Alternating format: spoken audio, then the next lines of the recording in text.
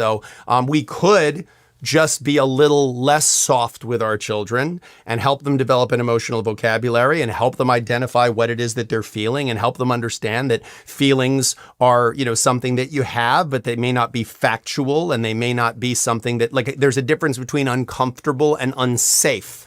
And that's something I have to explain to my clients all the time when we're dealing with custody situations. So I say to them, look, is your child going to be uncomfortable or is your child going to be unsafe? Because the courts are there to make sure your children aren't feeling unsafe. But whether they're feeling uncomfortable is a different thing. And by the way, just because someone feels unsafe doesn't mean they're actually unsafe. You can feel unsafe and just be wrong. So I hope that this is the start of a change in the parenting trend, because I think we were on our way to producing some very subpar human beings that are not equipped to handle things like representative democracy, monogamy, and, any kind of reasoned discourse. But is the answer going to be to start, really treating our children, in a much more strict manner? I don't know. I don't know if that'll be an overcorrection. It's too soon to see, but I'm glad it's starting to get some press. I'm glad that this is the stuff that we're starting to talk about, because I do believe, at the risk of sounding like Whitney Houston, that children are the future. We should teach them well and let them lead the way. I think we have to have kids.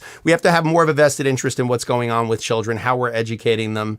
I no longer have children who are in the public school system, but I'm very happy to pay taxes that go to the public school system because I believe that an educated citizenry is the cornerstone of democracy. So even if they're going to grow up to disagree with my political views, as long as these are informed opinions and they can understand the basics of debate and reasoned discourse, I'm willing to live in a world that they're going to be in charge of, and that, by the way, we're going to leave to them at some point. So hopefully this is a trend in the right direction. It certainly couldn't descend into more of a hellscape than it's descending into. So the good news about us being in such a unbelievable pile of dung as a culture right now is that we kind of have nowhere to go but up. So